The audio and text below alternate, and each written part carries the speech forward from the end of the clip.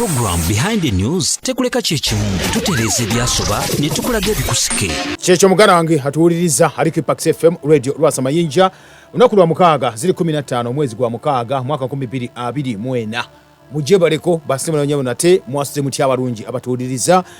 tata mama kasobera ngozukuse munange ngochime kino weekend yingiddewo nenga weekend okuyingirawo ochime kyogena kulya kukibayita enkoko wakujja ku nnyama y'enkoko nenge ennyama y'enkoko kwati olya munnafe enkoko nansi webali nnyo webali eddala gwe taata nawe maama kasobera nga family ogenda girisa ku kibayita ebintu ebiri organic webali nnyo webali eddala olime gula buno kiyo bobikoze bitya neddo wetekemu eky'emitwalo ebiri ogambe kangule enkoko eŋŋanda encholi ennansi ndye kweyo kubanga sinkube bidagala yekuza yekka mu nkola eri nakyo nga Katonda bw'agamba mugana Katonda akikubalire ebyaddala mwebugana mulya buno koko bwa wiiki emu babukweddaga ne bugejja ne banga sekoko ne babusiika ne bumyuka n'olya ng'osobereza kumba olya bulwadde muganda wange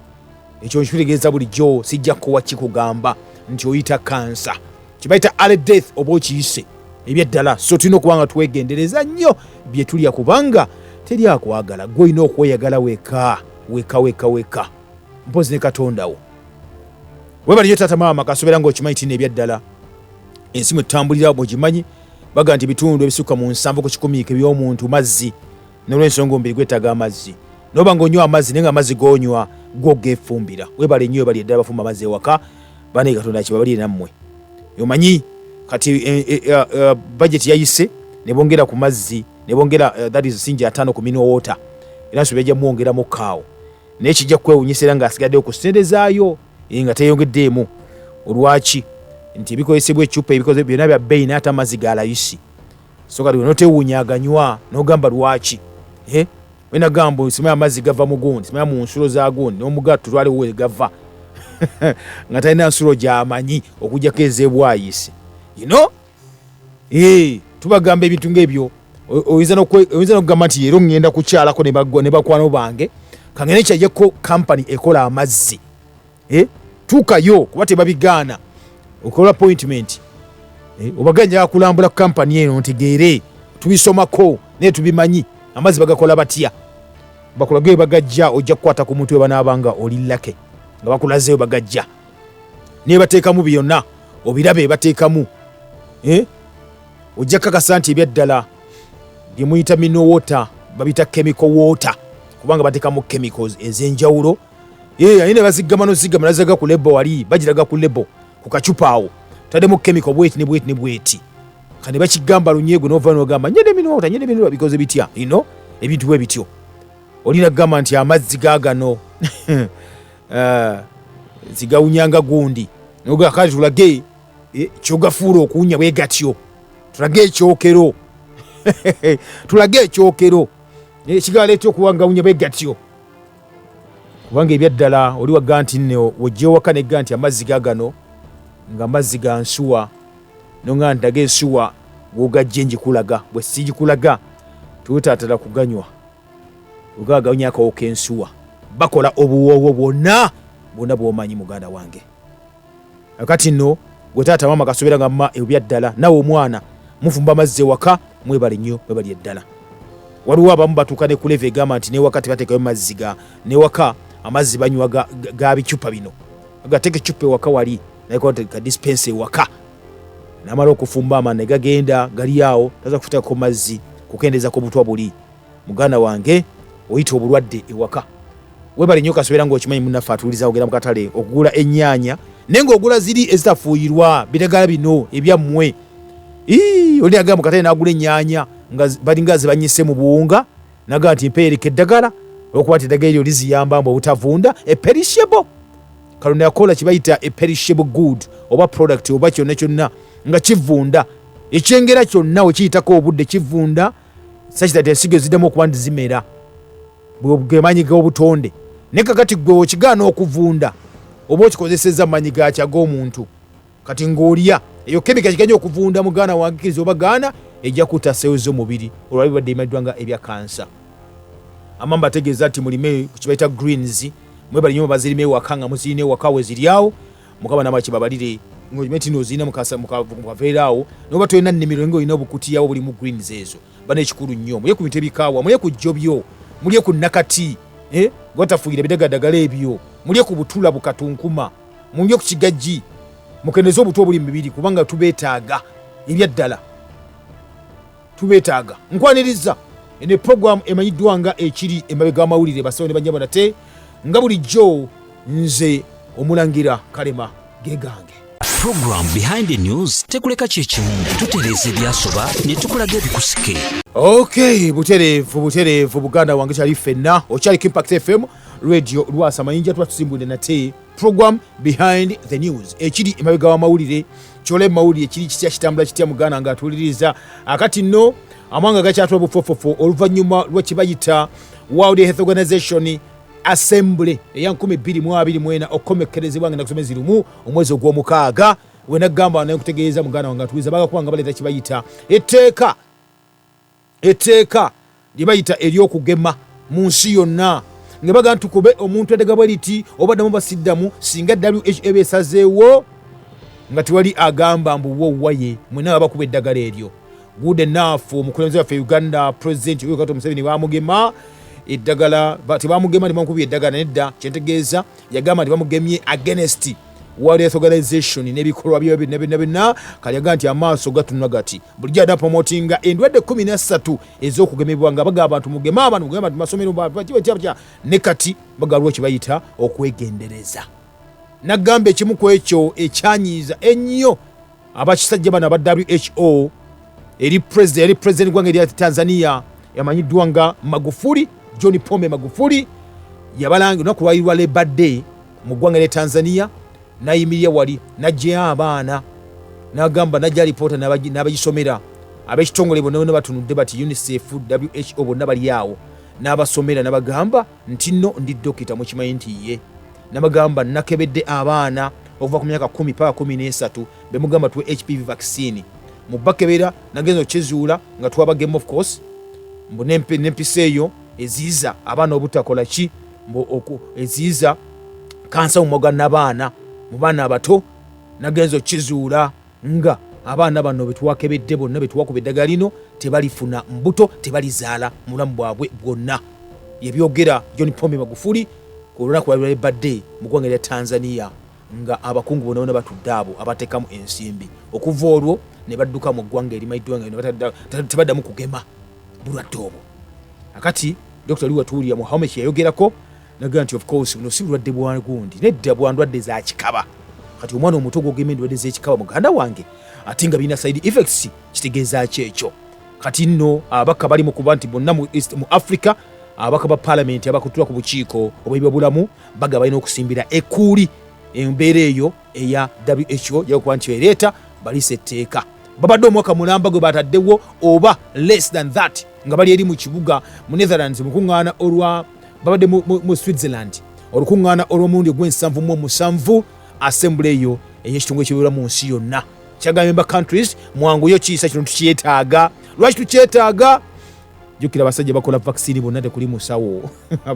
abazitumya tekuli musawo banna business bakola business nga sente muganda nga tuwuliriza tutandise program natebwe tutyo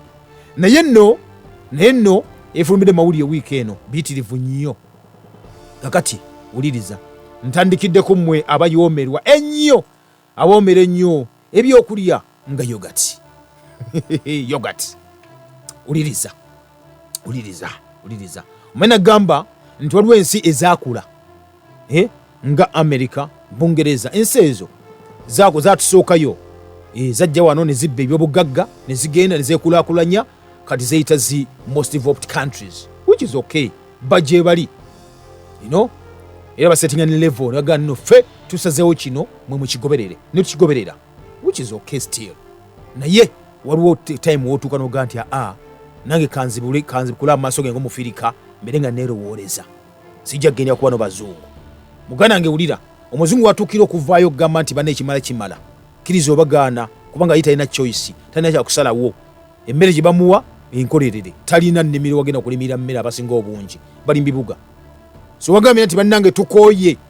ng'omanya nti ali bubi nnyo kati wuliriza yogurt recall update as FDA sets a risk level. Bannaffe bano begamba nti FDA, this is the Food and Drug Administration, ekitongole ekivunaanyizibwa ku by'omutindo gw'emmere n'eddagala mu ggwanga lya Amerika. Kisibamu ekitiibwa nga bw'okiwulira muganda wange. Kakati nno bavuddeyo ne bafulumya ekiwandiiko nga bagamba nti nno baraddayo kye bayita bayite ku katale, bakomyeyo kye bayita ku katale, bakomyeyo yogurt gwe boogerako alimu bamuyita yo crunch vanilla low fat yogurt, nti ono akolebwa products. Okuva nga ennaku zomeza 26 April nakati twogerera bayise ekirango nga bagamba wozinaweyanga May 29 basaba abantu bonna mutegere kino nti yogurt ono bamutaddewo kye bayita class 2 ey'obutwa obwa class 2. Bagambye lwaki nti alimu ebintu bye bamukozesa ebirimu obukyamu ennyo nnyini ddala ebirimu obutwa. Givuddeko bagakaawo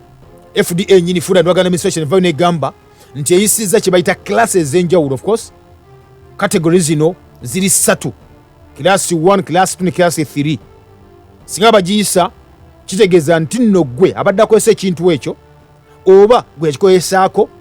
naye anaatera olina okuba nti olekeraawo amangu ddala, kubanga bagamba bagakibeera can cause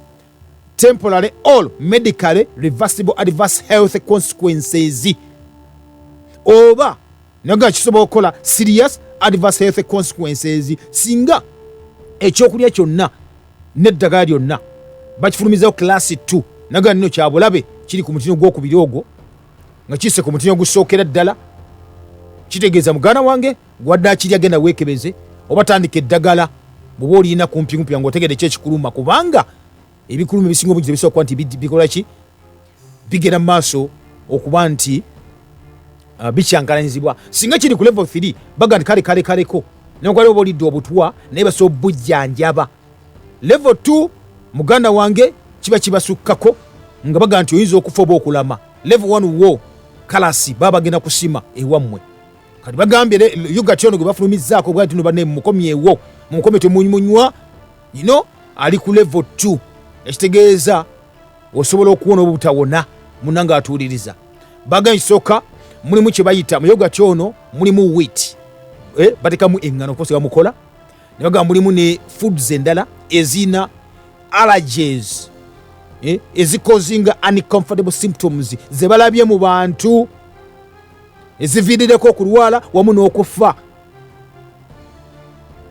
Ne bagamba tebakomye ku kino kyokka muganda wange atuuliriza, ebyebagati no bikomewo wano bye bapaka tugamba emmere kati eno oli processed epakingibwa bateeka mu supermarket n'ogala n'ogigula. Wuliriza bagambye ebirala FDA byedesignatinze nga ebirimu allergens enkambwe ennyo embi, twogera ku mmere ebika 8. Mu bino mulimu amata, mulimu amagi, mulimu ebyennyanja, mulimu shellfish, mulimu tree nuts, mulimu peanuts, mulimu soya, mulimu n'entungo. No mugana wange byetwogerako bivudde bweru wano waffe nagamenti nno sometimes n'okumanya nti oli wayogerera omunene bwajibwa nayasimula bapa kiriza obagala gwe omutono oba ogenda kubanga ofuna kituyita either obulwadde oba symptoms z'okubanga zikola ki zikutomera mu mbeera bwetyo. Muganda gwe ali ku Impact FM radio Lwasa Mayinja webuze ekibuuzo kimu nti nno lwaki bagati nno bino ebagattagattamu emmere gye bateekamu yonna yonna eno nkolerere kale bankolerere bagenda bagiteekamu n'obutwa bwayo okuva mu nnimiro okati nno ne bakola ebintu bino ebyenjawulo ne bakola yogati ono bamala omukola yogati gwe nojja n'onywa musajja wattu mukazi wattu ebbanga nabadde banywa bagenza okwekennenya ng'ebeddera kansa yeeyongedde mu bannaffe n'abazungu bakyeruppe ne batanga okuba ndi banoonyereza bagenza okinoonyereza nga bakire nti nno ebyaddala bakizudde nti n'abantu ebitundu 5 ku 10 okudda ebitundu 5 ku 10 bali bagenda mu malwaliro nga bafuna kye bayita food allergy reactions. Okitegedde nga balina rashes, swelling, okuzimbazimba, okusesema n'okutanaka, embuto zibaluma zibaleeta kye bayita cramping, abalala bafuna ebifu babiri n'okunyiza okw'olubeerera okw'olukoma tekukoma bagenza okizuula abantu ne bagamba nti no balumizibwa abantu ne bagamba bakoloko emimiro gibakolokoota alafuna obuzibu mu kussa abalala nabeera nga ali awo n'ava nako okitegede ne bagamba singa owulira obulumi bwe butyo muganda ng'atuuliriza mu bitundu bino eby'eggwanga erya Amerika newoneewone bateeka ebyokulya bino YORGHUT ono ava ebweru duka misinde munanga olaba omusawo okitegede era bagambe nti nno bino babiyisizza nti ate abalala bafuna nekibayita embuto baluma ne bafuna fatigue ne bafuna n'embuto okubazimba nomala okunywa YORGHUT tutenda okuzimba luti nogamba kyekigenda mu maaso mugalange kumbe onywedde butwa kumbe okoze eki onywedde butwa uli ekibagaye bagamba ate kisinga obunene kyebatusinga okutya kikino nti nno kasita onywa ebintu bino YORGHUT ono gwe baganye ebintu bebagambye bina ofuna kye bayita a long term autoimmune disorder ekitegeeza nti omubiri gwo guba bagulumbye kye bayita immune system bagirumba cells ne bazirumba ne baziteeka wansi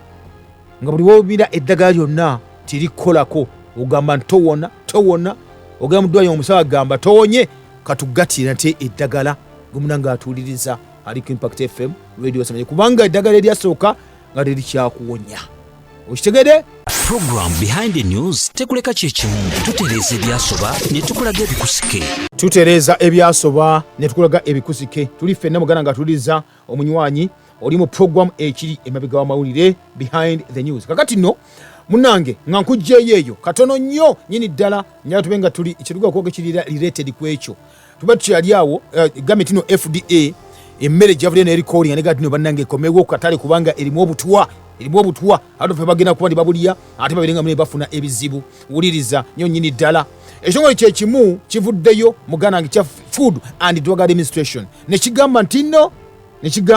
nti nno kirikolinze kiyiseeyo products emmere gye mulya enkolerero eno ng'ekolebwa mu bummonde products ziweera ddala omutwalo mulamba 10,000 recalled potato products akuna chips akuna simanya wuliriza muganda wange bagambye nti nno Mei watandikidde ne wano wakomekerezeddwa ng'akomekerezwa bayisita ekiwandiiko ne bagamba nti nno bakizudde obummonde chips ezisinga obungi ennyo n'ebintu ebikolebwa mu bummonde ebisinga obungi ennyo ebiri mu supermarkets mu ggwanga lya Amerika bikomyewo olw'ensonga birimu kye bayita listeria eyo bacteria muganda wange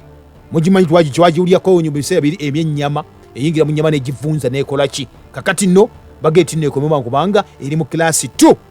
ey'obulabe ennyo nnyini ddala mu abantu abagirya nabagamba nti nno ebyaddala kino kiri to serious nakyo n'olw'ensonga eyo bagambye abantu products omutwalo mulamba ezikolebwa mu bummonde nagamba ekisookedda nti nemmere yasooka kuba nti ezimu kweyo emmere gibagamba yasooka okuba nti ejingibwa bwe bummonde abasajja bakola obummonde genetically modifying all sweet potatoes ne Irish kati bu Irish yotwogerako obummonde obuzungu sina buzungu kubanga neje bwava mu Mexico ne bugenda Bungereza babutwalanga bimuli bagenda obikula bati nga babe ekintu ekiri wansi ng'eyali baluma mu Bungereza sire bya winter ne bagenda okulya ngo buyita sweet potatoes ne bwava mu Mexico ng'ebimuli but anyway kimalegamba kikino nti nno products ezisinga ezo zonna zibya sweet potatoes ze bagambye baziiseeyo bagambye nti ebyaddala baagala nti no batuukira mu October kuba bagambye nti no nyingi nnyo zibafulumya kubanga bagambye boxes omutwalo gumu mu 5 mu 4 mu 4 eza potato bags ziriko kodi bagituwa wano kodi omutwalo gumu 10 mu 7 mu 2 mu 4 ezafuluma wansi wa kodi omuganda nga atuuliriza nga ziggwako nga 18 October 2025 ebyokulya ebyo nagamba bisanga mu retail store mu dduuka byogulamu ebintu muganda wange totawaana kubigula duka misinde ofune ekyokulya ewaka kuba kamondeka erimire bwatyo bagambye Amerika geti ne wabagamba waba oli omwana waabwo nga gwe omunako okutuokola ki okunkumula nkyabaleetera muganda wange uliriza nane mukwano gwange ng'ali mu kunywa ali ekyokunywa kati ne mugamba nti nno uliriza programu ya leero baguma gyebale uliriza FDA gavumenti nno uliriza soda company recalls soft drinks over chemicals dyes linked to cancer. Nesi bigambo byange US Food and Drug Administration evuddeyo nerangirira nengamba nti nno company ezikola soda omanyi tebakola soda yekka company ezikola soda yekka nedda uliriza so company ezikola soda evuddeyo neyita ebyokunywa bya byonna lwaki nti mulimu chemical ez'obulabe mulimu dyes kakati uliriza gwe ekyokunywa kyonywa kikolebwa soda gwonywa yenna eyo wakala ez'enjawulo oyo daayi bato kimanyi daayi bamukozesa ki kukyusa kala ekyokulabeka olugoye lubanga lweru lufuula lwa bulaaka ogula daayi n'olufuula lwa bulaaka akati bagambye chemical ne dyes eziri mu soda baziiseeyo lwaki lwa kansa gwe bagambye ali related simanyi tuli ffenna muganda wange uliriza bagamba nti nno kati omanyi sometimes yagala nkubategeeza ebintu bino nabagamba nti nno wano mu company zaffe wano esinga obungi ennyo ezikola soft drinks tebatabula formula kuba tebasa gibawa balina patenti yaayo batabulira ebweru formula ne bagiweereza eno nagaa gatta mugasi mazzi oba naki opakinge kati wano tulina bottling companies esinga obungi tetukola wano tebakola sodas wano babula bamukola ki tulina bottling company ekyo oba mukyegenderezanga nti wano bapakinga obupakinzi ne basiba nga batabulidde ddeeri dayi bamukoledde ddeeri kemiko bazikoledde ddeeri ne babowereza wano bo ne formula eyo ne batabula kibanga olaba orals zino oral rehydration salts ezo zemuwa abaana basobola okugamba nti zekola ewaka n'otabula n'otaleka ne bagateekamu sukaali omunnyo bitabule okole orals ezizo naye bakuwa ntabula already zibagula mu saketi nga ntabule bazitabudde dda kati ne bino nabyo baleeta oyo ne babikoze dda eno notabula butabuzi ne bapakinga so ne bamukola wane waffe Uganda kakati bano company yine badde bagamba nti no bayise products zaabwe 28 muganda wange 28 zibayise zikomewo lwaki ziri mu dyes ne chemicals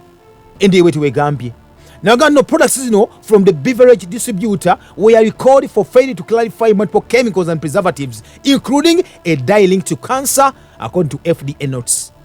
Ensonga FDA yabiyiseeyo bino companies zino zaalemeddwa okunnyonnyola lwaki bakebedde mu byokunywa bino basanzeemu chemicals zino dye ono gwe basanzeemu gwe bateeka mu byokunywa n'akyusa kala bamukebedde nga ali linked ne chemicals nga biri carcinogenic kitegeeza bikwasa kansa muganda wange kakati no era kampani wakikoze kino nanga okwamba yitayo ebyokunywa bya bakola bikomyewo bive katale babikomyewo ne bakubuuza ne babuuza ekibuuzo bitundibwawa naga nti bitundibwa kuva wansi ku maduuka aga wansi paka ku semaduuka zibata supermarkets ez'enjawulo sako ne grocery shops ez'enjawulo munange mu bino ebimu ku ebyo zibakomezaawo soda company bebayiseeyo ulira mulimu pink lemonade, yellow lemonade X drinks, cola fluoride base, flavoring base, nebya bitirivu nnyo nnyini ddala kati ulira nadde njogera ne baguma nga ali mu kunywa ali kasoda nga ngamba nti nno owaye kakano ndi mu kunywa ka apple ne mugamba apple nti ye nga nyi mu kunywa apple ne mugamba nti nno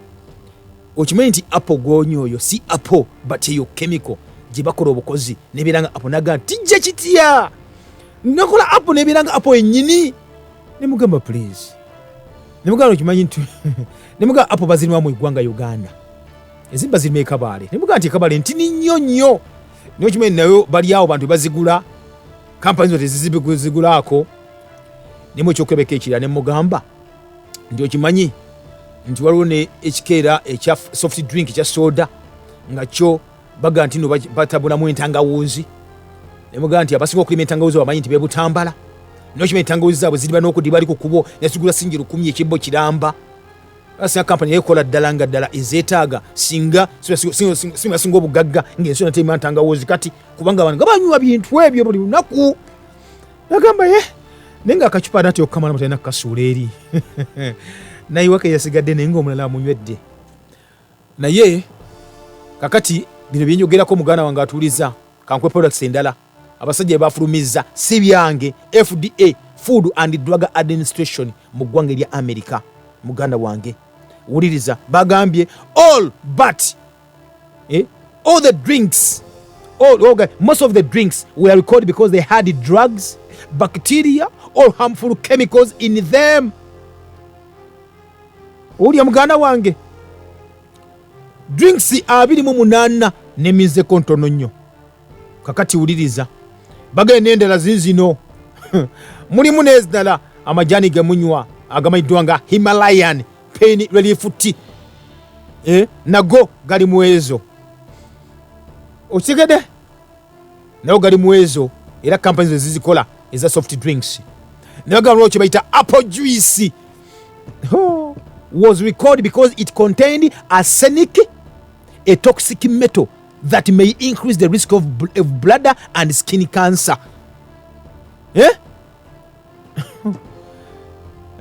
Apple juice bamuyiseyo naye lwensonga tino machi student nalimu kibaita chemicals ezikosa cancer.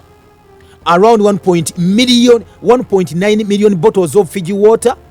made by Natural Waters of VIT Limited were recorded after 3 types of bacteria were found in the water in addition to the mineral manganese which in high amounts can cause brain damage. Naga namazzi agamu agera gahoya companies gayisiddwa ensonga mulimu chemicals enjawulo mulimu ne bacteria zibasanzeemu kuno kugata ne mineral emeddwa nga manganese nga weberanga nyingi mu byokunywa ebyo etya mulanga obwongo okuba nti bukola ki bucyankalana simanyi tuli ffenna muganda wange ndagamba the dyes have benzidine. The dyes weno kala gubateka mu byokunywa ne bifuusa kala ebimulaba simanya yellow green because bitya bina dyes ezo zirimu benzidine which is carcinogenic to humans and animals.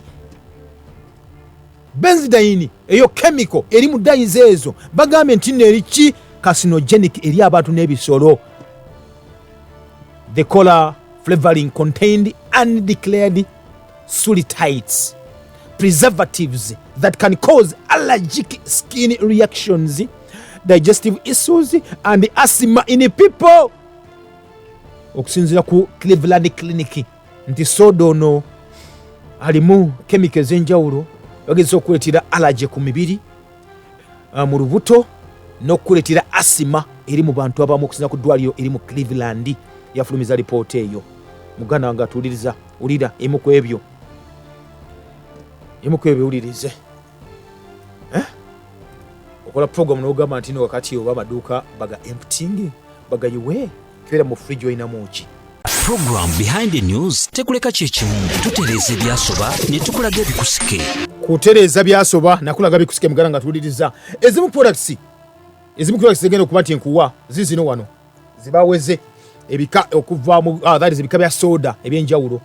oyinza okuba mu Uganda manyiko nga 4 5 6 kale kuba 10 ne uliriza abiye munana babisize ne baganda mu komyewo bigenda kuwaza abantu kansa. Uliriza Schweppes zero sugar Schweppes yali wano oba kyaliwo simanyi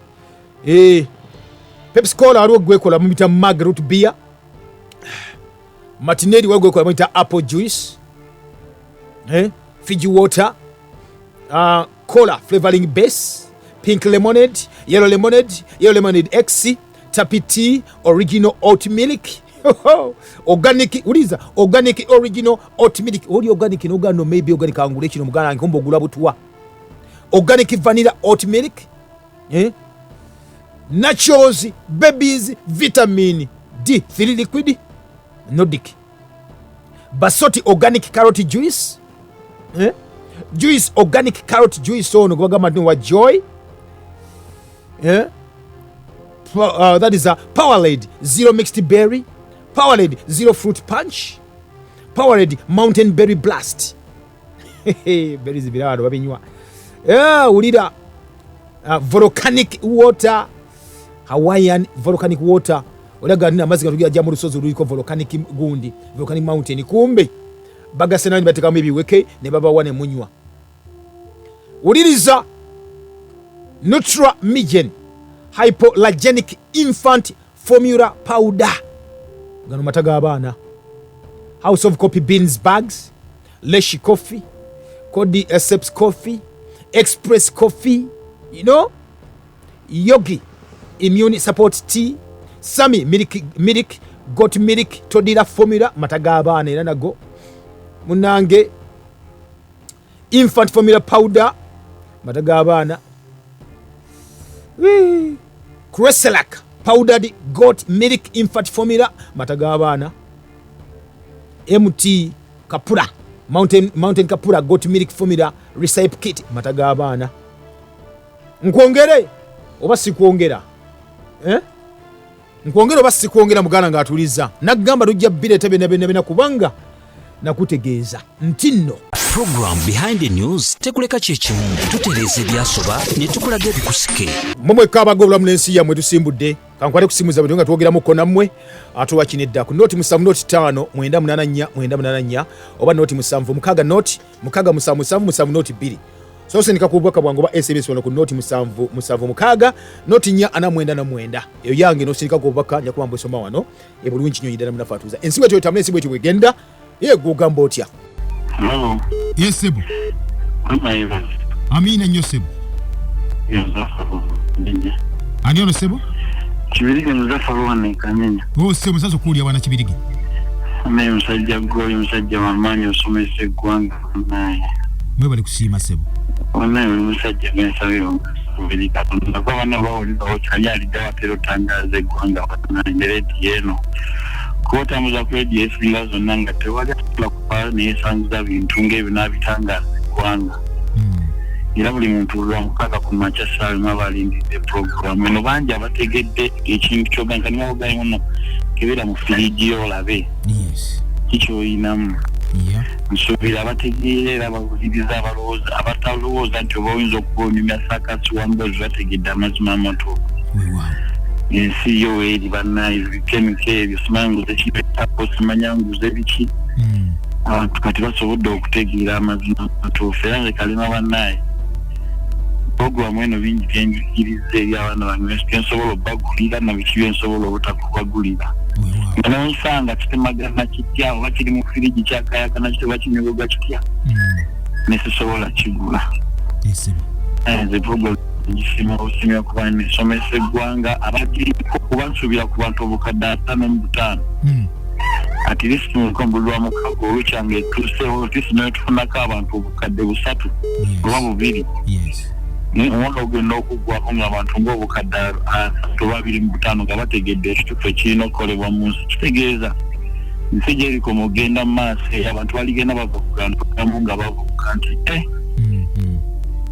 radio impact amaanyi n'omusajja Kalema webale kuweereza Kalema bannaye ze nkusabira Katonda akuteeka ekisa bannaye n'obukumi n'obuwangaza ati kyomala okusituka gulinga gwe webale nnyo balitegeera amabambi akunsasulire musere balisomesa gwanga nze wansomesa era okyansomesa nadangulese n'omusawo oyo kale niyanza gibana Kibirige bana bire nnyo munaffe abeeyo mu kaseera kano kenyini omunywanyi wange Dr. Gali wango Henry gyali atali bulungi mulwaddemuko omugonvu gwo munajja kutereera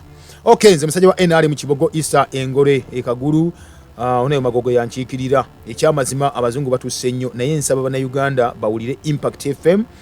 n'ennyimba za Sebata ezo zotukubira mu programu eyo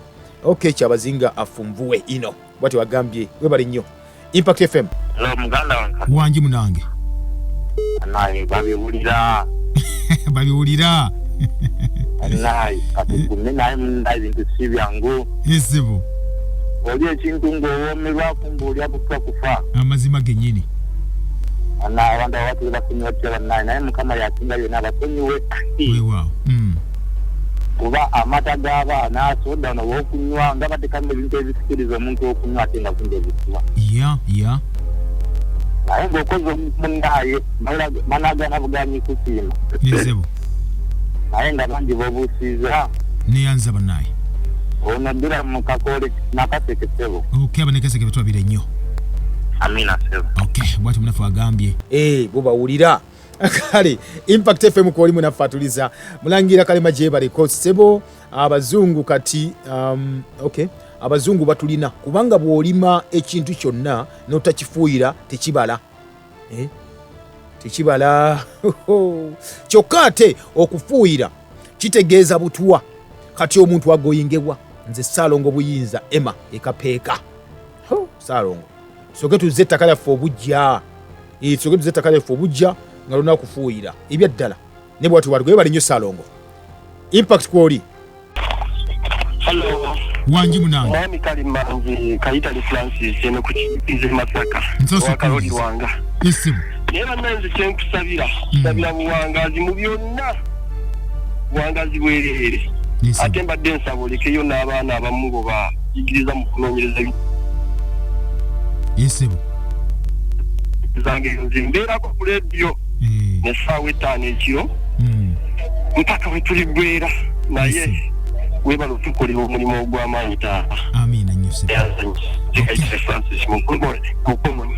okay balabire nnyo aba ate side yeyo okay ekwoli Impact FM abintu tubisomesa abantu bannaye tubisomesa abantu naye omanyi munnange sometimes abantu balina interest za njawulo ninga tubabiyiga n'emisomo tugitwala mu bintu ne bategeera ebintu bino omanyi sometimes bakola ki bagenda mu maaso ne bagaa nti bw'onywa ekyokunywa ekyo ojje wegendereze mulimu kali akakuwaliriza ate okomeweera oyongere onywe kali mukamanya ke bateekamu nga kyonywa kyonna kyonna oyaga onywe ogamba you yearn for more oshegeera bo nga bakola sente bayingiza wali kumbe you approaching okay onage bamuyise Jibeda yaha yagame tino I can't find the right word to thank you brother naye webale nnyo Kalema Yahaya wana ekibuli ku dipo watu wagambye kale webale nnyo bwana Yahaya Impact kwoli wanji isibu Branga tuulizanga betiyiga emera ze dokita isibu yategera nti ajja kusomesa abantu ba ggwanga akutubeerezaawo okay ebintu bye bakola agala bannaawe banyumirwa nnyo ng'oli afudde ali wali essanyu lyabwe isibu omulinya gwa Charles isibu ow'ennamanganga isibu eza bannayuganda bannange esonyiwa essemikowokuta isibu nebino bibutta butta basobola ebyabutta wa fooko ajje naye okwesiba ku bintu binaatuleetera obuzzi isibu byali soda n'ebigundi ebirala nauganda tubyesiitereeremu wow katonda atuwadde ekitaatuwadde omusomesa atuwabula mukizanyiramu isibu bangi abakinoonya nga tebakisiba okay tekidakala aliko bonna kale sebo webale nnyo baidela bandabire nnyo ab'ennamanganga okay bwana Munyagwa wati wagambye Impact FM kwoli muganda nga atuliriza ensinga bwogiraba sipe mugiraba okay wanji munange amina sebo era Kalemera Sulaiman engando mbutambala yesebo nange nkwebazaawo olw'okutusomesa mu butuufu nze njigiriza kubanga nali neetanira nnyo amazzi ga minowota ago naye kati nayiga okufumba amazzi okusinziira ku ggwe mukama akutuweera omukisa mpozi kyenjagala okuntangaaza waliwo soda asinga okumpomera mirinda furute ali atya muntangaaza emukko Sijana sogera ku byawo anonze njogera ku byeri. Njogera ku byeri baligambye kintu kimu kyokka. Ngugambe kintu kimu kyokka engije bakola ebintu ebyo. Babaga nti no this is orange muchungwa. Ngobuuza nti michungwa bagijjawa. Ngobuuza district ki esinga okulima emichungwa wano. Bwe bagirima bagitunda wa era bagitwala wa. Ojja kutegeera nti no kyonywa buli gyonywa chemical. Jibakola obukozi. Jibagatta obugasi nojjamu. Moso gatta chemical chemical bino jamu flavor. Ne flavor bakola nkole. Bakola akawowo. Bakola akawowo muganda wange. Ne bakatika mu kyokunywa n'okinywa nga ya kawokeeko. Amakoli yela Impact FM. Alamu. Wanji. Kama feera siwe. Ayobeshitiibwa nyabo. Ye nyabo jeni. Kakati eyo program ebadde y'abaana abakyala abasinga bannakawera abakola. Anenga wakibedde mu fridge zaabwe. Ago ge mata galimu. Kuba abakyala tebakyayagala kuyonsa yadde. Fumira miliki. Bawulirize nnyo. Wangu basanga mu supermarket nga balwanja. Amata bakebera balekera bameidi. Yebyo byennyini bye balya. Wow, tuyanze nnyo Jen. Formula. Abana babwa formula. Kyo mwana agenda nakulanga ali ng'ensolo. Amata baga bamwagachi. Baga tumanya matage wa muwa siga mama. Wabula muwa mataga kisolo. Agenda okula yafumita bane yakola ki ebintu bwe bityo mugana wange. Tuma kibagattagatta okumuwa okuba ogakola gagoboga government why tubana abalimu ewawe betta balinga tabu abazungu be basinga okwetta okola suicide omwana abaga bafuna kibaita mood swings tumanya kiki kumbe be baliya bibakola ekyo kaina mmwe munange kwoli Wanjise. Hello. Mukuli asebo gena maaso. Mkulira bulungi nnyo. Kama favors sebo. Amina sebo. Mubare tuweleza nze picha alina byani nane kubona inagauka. Yes sebo. Ne bali dokita. Kwa kutuvingira eshuma ate okutusomesa mukora kyamaanyi. Okay. Kama bamukisi. Amina. Okay, bakuyikwebaza. Impact FM kwoli. Wesi yabatiwe mwalo akati nsaba program yo magolo weddo gizeeko abantu sebajira bamu okule bitwayogera bintu ebisinga okwetagira ddala isebo mukama abampe omukisa bayi. Okay. Ayagala program yo mukwago oluwedde ngizeeko. Eriwa program kyeyo ey'okugema ngizeeko. Tuliddamu ne tugikola extensively tujja kuddamu tuberenga tukwata batuligikola baba litukiriza ne kale aga tugizeeko era omukago oluwedde nenga tugikola tugiteeka ku mukutu gwaffe by the way ogwa YouTube jeri our story UG abantu bagimisinga jeri our story UG yijeyo ogenda okola ki gisharing ne banno bulaga bagiwulirize abamba likonera ne audio ne bamusupplying ne bamugabana mukikole ekyo netuiza obutajidda mwezo jidda munanga atuliza n'otadda mukola ne bagamba nti oyo alinye enteekateeka za gavumenti but good enough president naye yagamba naye yabuuka president yabuuka maybe tujja jidda mu maaso tomanya gye twakola ey'okugema ayayayaya muganda wange abasajja abinyonkondo abasajja abagagga baatula mu Switzerland ensi esinga ogagga mu nsi yonna batula baplaningira nsi gwisa teeka ligenda kubaga liyite nga bia limu eta otenera kuteguna kwangu otuuka olizanyisa eryo omwagaliza nnyinamu Wanji. Hello Wanji. Yes sir. No kukwano gufesa kwa mukama Gideon. Nsaso kuwulira.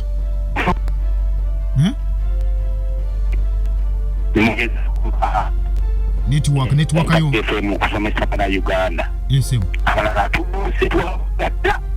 Naye mulangira katusige ekifaananyi singa obadde ogamba banaye abafe mukono abava erwero mujje twekuŋŋanyize ku sikweya tukole ensonga ABCD abakulu abo abatukulembera bantu badde tebanabakwanganga lwaki ebigambo byoyogera tebakuyitako mu lukiiko lw'abaminisita n'obaako by'oyongera okutangaaza face to face nga nabo bawuliriza ne baba bagamba ng'emiti emito gye gigumiza ekibira bwe tulaba abaana abavaayo waliwo enteekateeka ebasaanyaawo tebawuliriza batukulembera ne bakutwala ku leve eddako buddeko webali nnyo bali ddala okay abakulembeze bamu bawulira bambi nga uliambe kati nga Sala Opendi atwa akakiiko ako y'omu ku abagenda okuba ne bawakanya ekyokugema abantu mu nsi yonna n'obuwaze naye abamba bitwala naga sometimes abamu information bagiwuliriza n'obasanga oba MP ne bakwebaza ebyaddala naga waliwo kati nga document ya genetically modified organisms biotechnology bill weyonge eyisibwa na photocopyinga kumpi empapula bameka then nensindika email ez'ababaka wa parliament mbiseera ebyo nezibasindikira byonna ne bafuna information ku tteka erya GMO byonna ne baweereza abaaliwo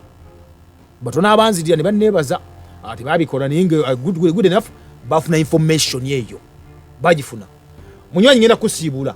gambe beera bulungi kubanga tewali akwagala okujjako gweka gweoyagala kano nayakola nakuteekawo nakutonda waliwo abagala okuba nti munange bakugoberera bamugoberera bamuggyeko obuyinza naye babeere mu maaso abagenda mu maaso okuba ne batonda be batonda bagala ku nsi kuno wetuwangaalira ugendeze byolya ugendeze byonywa kubanga butwa bwereere naye obuggyemu otya mubiri gwo kendeeza ko batulabula mukendeze tona bakume mube bulungi era mweraba program behind the news tekuleka kyekimu tutereeza ebyasoba ne tukulaga ebikusike